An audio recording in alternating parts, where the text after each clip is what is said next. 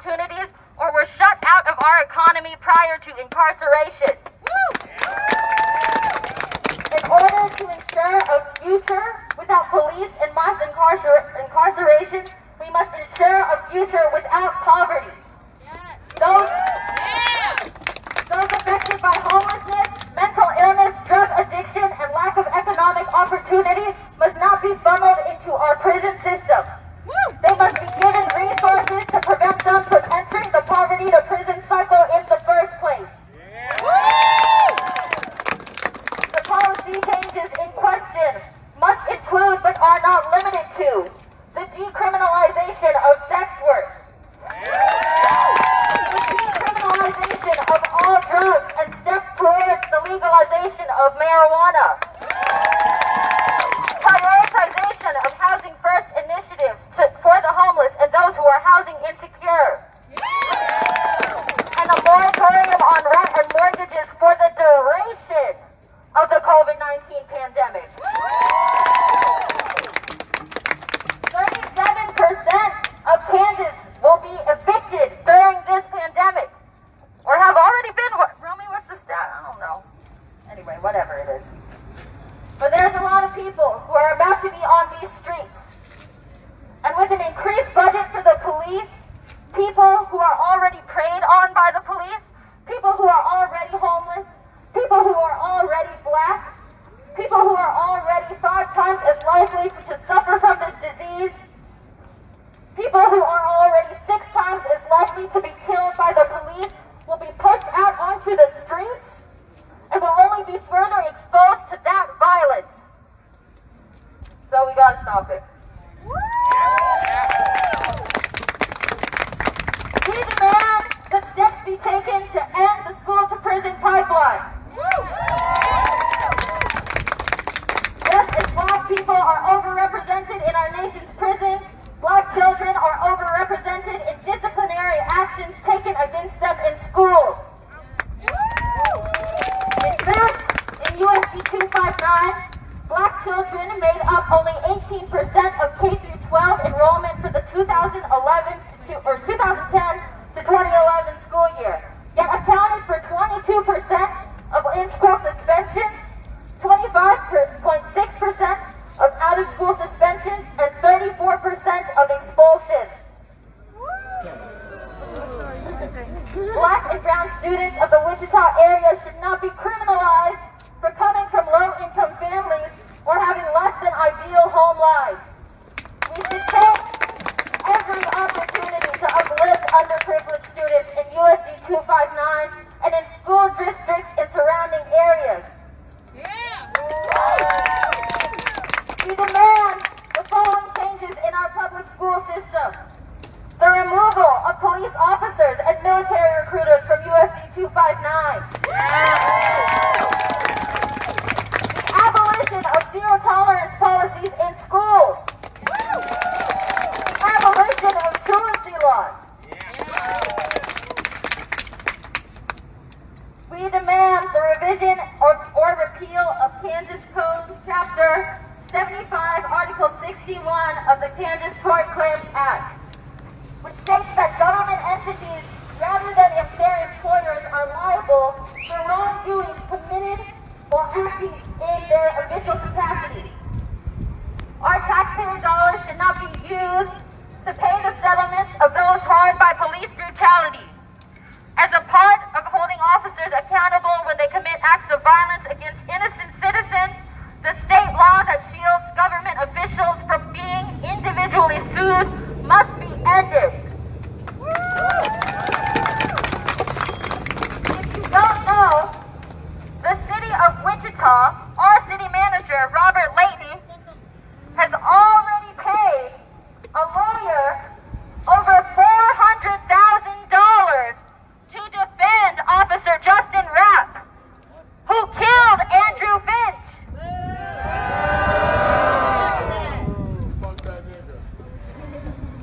$400,000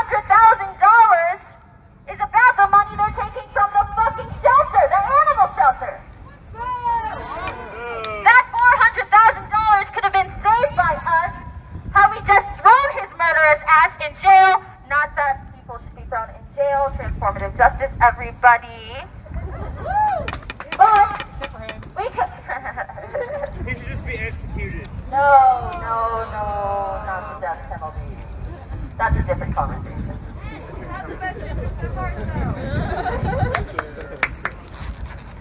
We demand the renegotiation of the contract between the city of Wichita and the Fraternal Order of Police. The current contract between the city and the FOP is an antithetical to transparency between the WPD and the public, especially in regards to police misconduct, investigations, and disciplinary action. While the WPD still exists, we demand their full accountability to the public without the mitigating interference of police union contracts.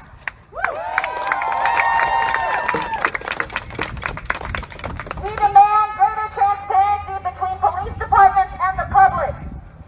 An officer's disciplinary history should be considered public information. Additionally, a database and registry for officers who have committed acts of violence against citizens must be created and publicized. And officers who are fired for excessive use of force must be prohibited from applying for jobs or becoming officers on the police force of other cities and precincts.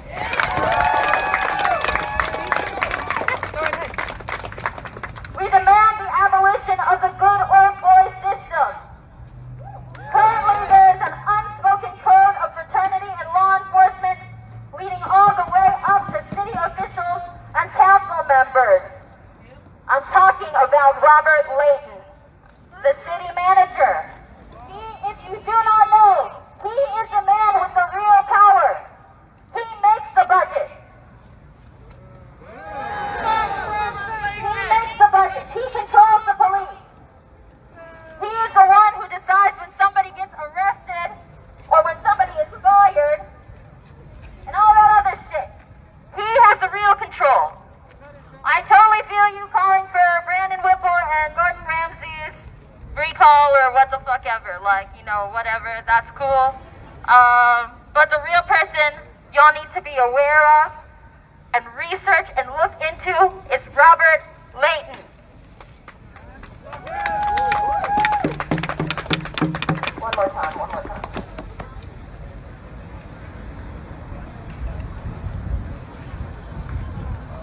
And we were at his house yesterday and we're gonna be there again. He was on vacation, I didn't know. Finally, we demand the demilitarization of the WPD.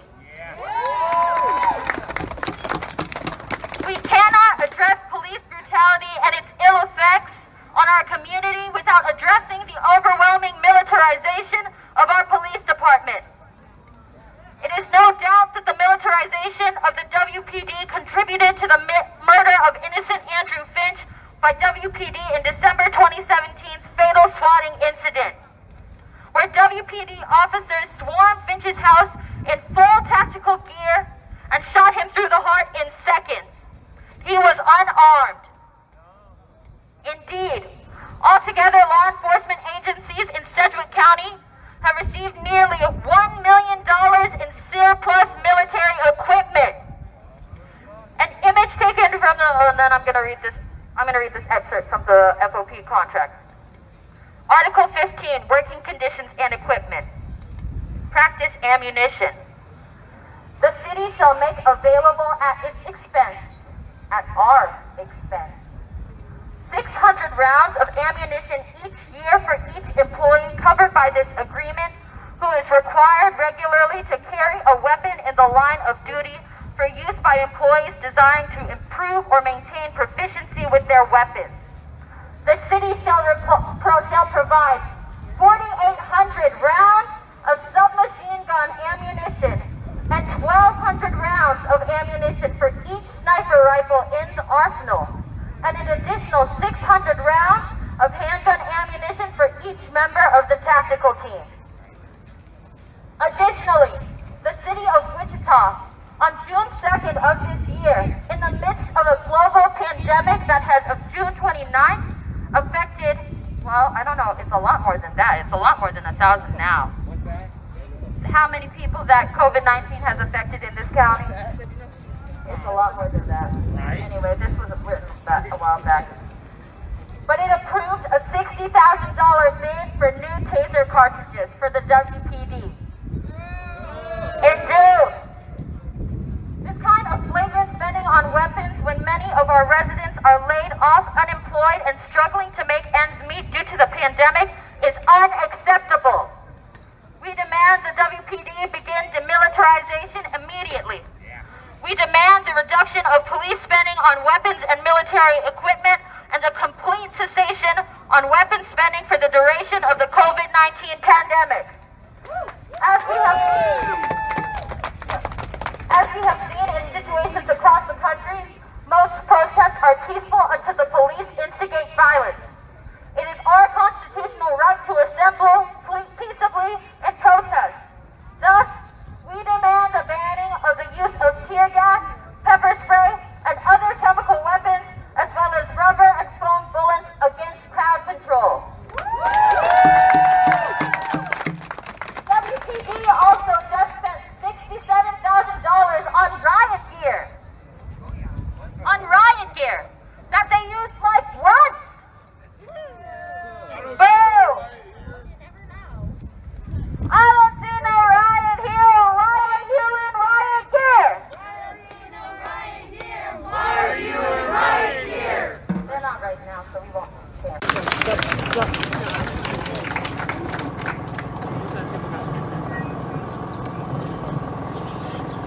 Sure. Oh my God. I was multitasking. I do want to make sure that Chart for Black Lives comes up and speaks about who they are and what they are doing. Will it be the wonderful Amani? Yes!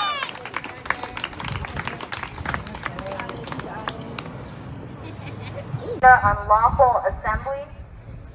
So in the middle of a pandemic, that is turning our jail into a COVID-19 hotspot, they jailed me on a misdemeanor. Some fucking dumb shit. So, as you all know, we canceled the Saturday march. We were gonna march again on Saturday. And then they pulled up to our houses, and they stood outside of our houses for hours. Hours and hours and hours. God knows how fucking long they were there at my house. They started banging on my door at 4 p.m. And 3 officers were at my door in their uniforms in a marked car. And they said, "Don't you want to come outside?" And I was standing there with my phone like this and my hand sticking out of the door like, "Nah, I'm not going to come outside." And they were like, are you sure? You know, it's just COVID-19. I thought you might want to get some fresh air.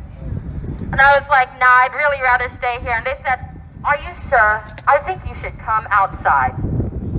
Obviously, they wanted to fucking arrest me. They did arrest me. Eventually, we're getting to that part. But yeah, they arrested me. And the police stayed for my house from 4 p.m. at least until midnight. That's when I went to bed. On the advice of our lawyer, we turned ourselves in the following day. And, yeah, when we got to jail, we were booked. It took for fucking ever. And then when we got into the holding cells, I don't know if y'all have ever been to jail, but it's fucking disgusting. It's filthy.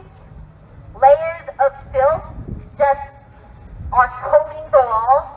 It's thick. They never cleaned them. When we were in there, the women who were in there told us that this is how it always is. It's always like that. They never clean. They had swept that cell twice in 24 hours, and there was food and fucking toilet paper and trash just all over. It was sick. There were like 10 of us inside, like a 10-foot by 10-foot holding cell. It was disgusting. And when they fed us, they feed them 3 times a day at really weird times. So like breakfast happens at like 11:30, and lunch happens at like 3:30, and God knows when dinner happens. I wasn't there for that. Dinner happened at 8:30. Marissa was in a lot longer than me. But they gave us this food, these bologna sandwiches with mustard and a little shitty cake and some Kool-Aid. Let me tell you, the women in there say that the Kool-Aid gives you weird dreams. Like, I know it sounds funny, but they put something in the water that, I don't know, had some sort of effect on the prisoners. I did not drink that shit. We should know this by now. That's so disgusting. Say that. Other people have used Kool-Aid, don't. I was told that the reason why the Kool-Aid at the jail tastes like absolute shit is because they just never thoroughly cleaned the big Gatorade thing that you see at like sports games. They just never clean it out. So yeah, that's why the Kool-Aid is gross. And they refuse to give you water because they say that you can get it from the disgusting sinks that they never clean. They also refuse to give out any hand sanitizer or soap to any of the inmates, but continue to sanitize their own cop desk. And I watched cops use hand sanitizer all day long, but wouldn't even give so much as hand soap to anybody in the holding cells. And you think that would be like the #1 place that you would want to give inmates like hand soap in the middle of a pandemic, right? Like when they're first being taken in? Because those are the people who are bringing in the disease into the fucking jails. Anyway, disgusting. When we were there, I don't know, do you want to talk at all?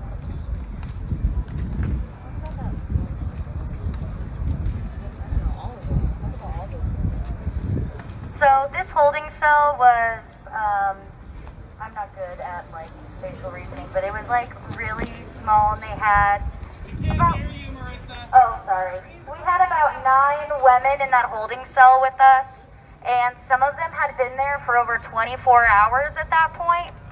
Like they were booked in the night before, didn't even get processed until the middle of the night, and were still there at 11:30 or 11:45 p.m. when I got released. They do not provide any pillows or blankets in the holding cells, even if you're spending the night in there overnight.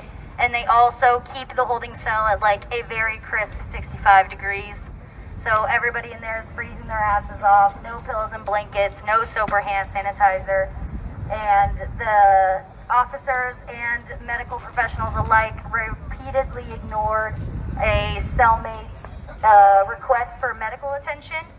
I was there from 2 p.m. to about midnight, and she was asking for medical shortly after we arrived, and nobody saw her until almost 10 p.m. She was having alcohol and drug withdrawals, and they just completely ignored her as she cried and shook and was nauseous in the corner of the holding cell.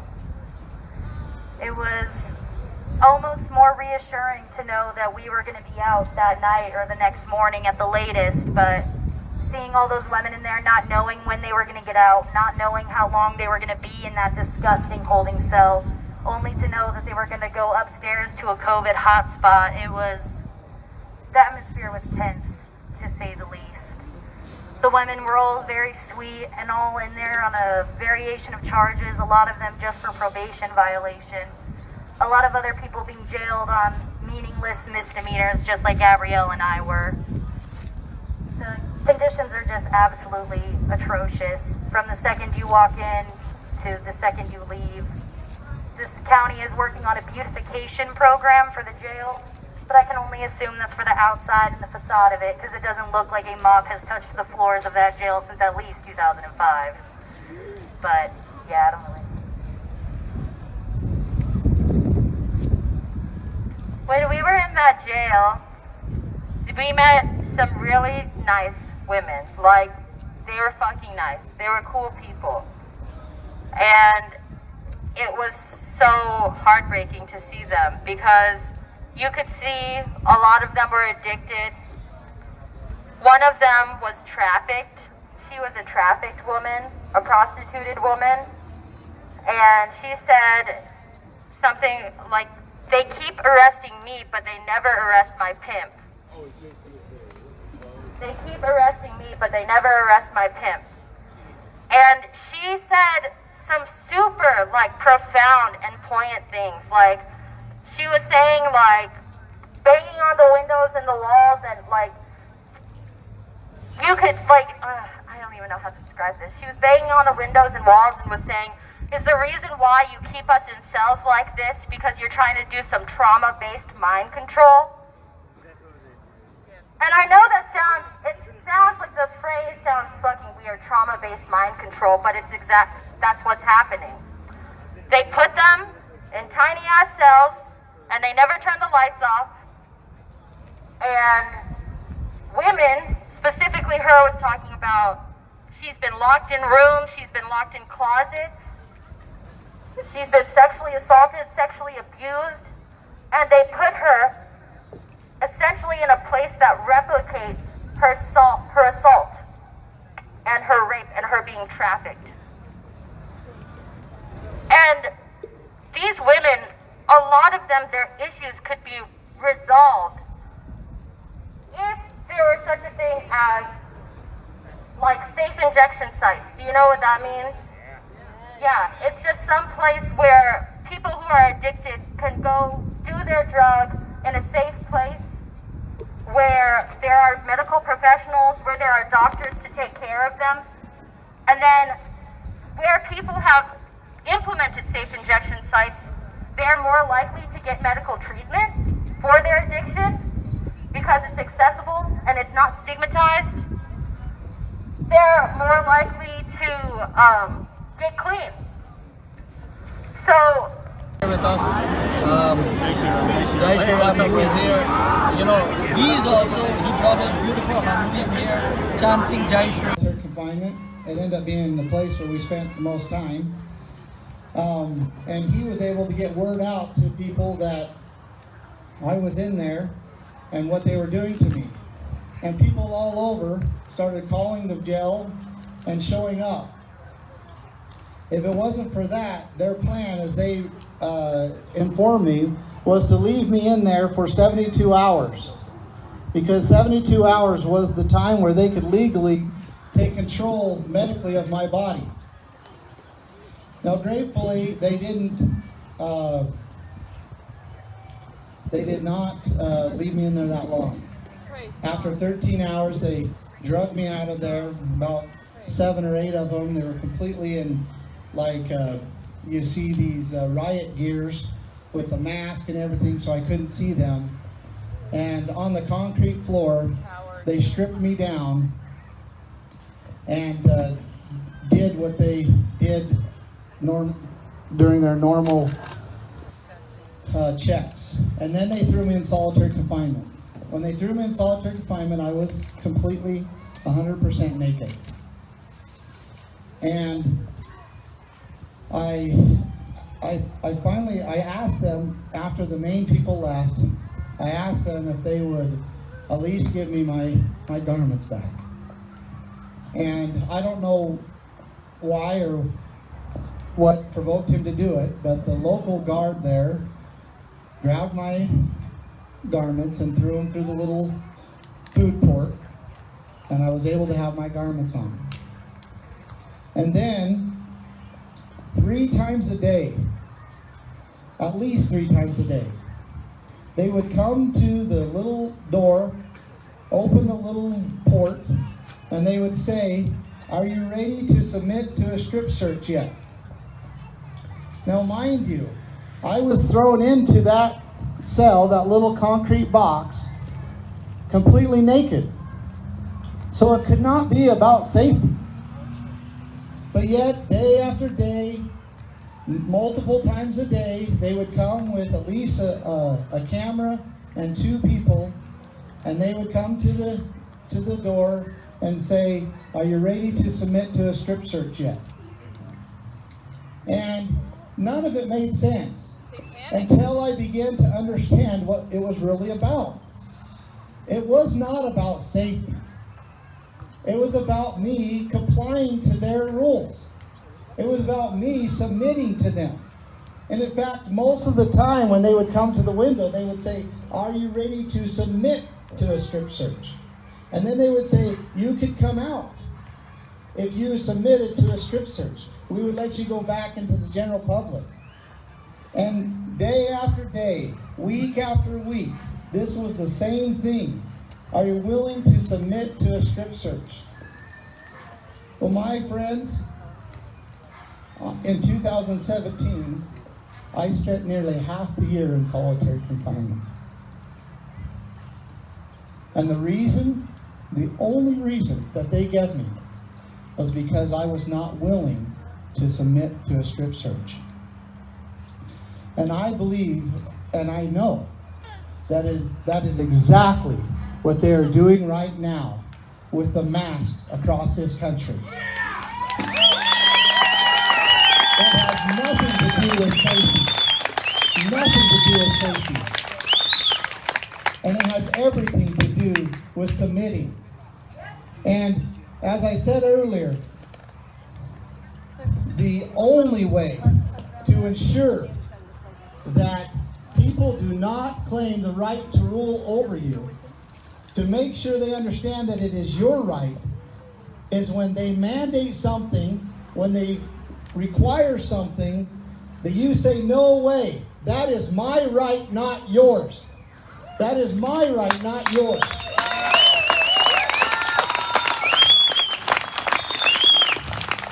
Now, I have to give great glory and honor to my Heavenly Father and to His Son, Jesus Christ. Because everything that we enjoy has been created by them. Amen. And He created this earth, the very grass that we sit on now, the trees that we enjoy the shade of, the food that we eat, everything on this earth, He created for us, for man and woman to enjoy and to benefit from. And I am extremely grateful for that. I love life. I enjoy life. I am grateful for life. I am thankful for my wife and my children. I am thankful for the land that I live in. I'm thankful for all of you. And I am grateful for the ability to know that there is a God and that He oversees all things.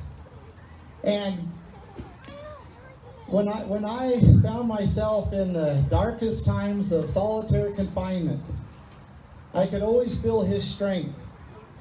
I always knew that He was there. There were times when I would get, missing my family and my children so much that it hurt so bad. And I remember saying that if there is not a just God to make all things right, to bring justice, then I do not want to live. But not only do I not want to live, I do not want to even exist in the universe. Because if there is not a just God, then that means only the wicked prevail. But I can tell you, since those thoughts, and even before those thoughts, I have seen the hand of God in my own life. He literally reached into those prisons and grabbed my family out and told the wicked men and women, not this time. You're not going to have this family. I do not know why He did that for us, other than I know where much is given, much is expected, and that's why I'm here today. But I am a witness that if we stand for what is right, and if we stand together, that God will deliver us. I know that what we are going into is going to be a terrible, terrible battle. And I don't know how long it will be, but it is going to be a terrible battle. A battle of who has the right to control you. Who even has the right to control your body.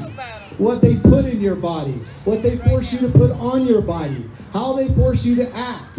Where you can go, travel, trade. Where you get your food. These are the battles that we are going to face. That we are already facing, but they are going to get worse. We have hope in Christ Jesus. That's right. That is what we are going into. And if we do not have enough faith that God will deliver us, then we will fall into despair. And disparity cometh of evil. So I ask you to get yourself prepared, to get your food supplies, to get your ability to defend yourself and those things in order, and to gather your neighbors around you, those that will be willing to defend you, and those that are also preparing, and help your neighbors.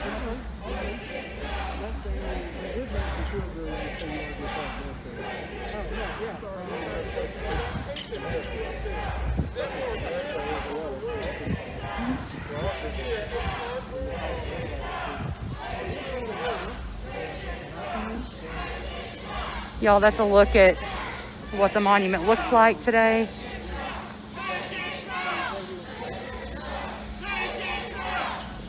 See if I can get y'all turned around.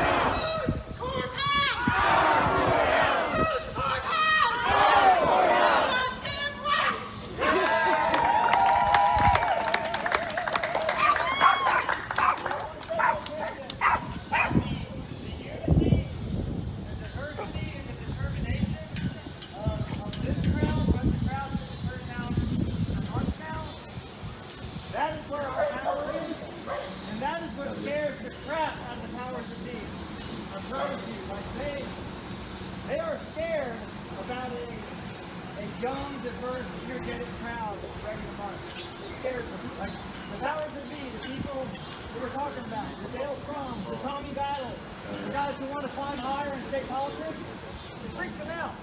It freaks them out so bad that they start to go crazy. And that's what happened with Police Chief Nick Murray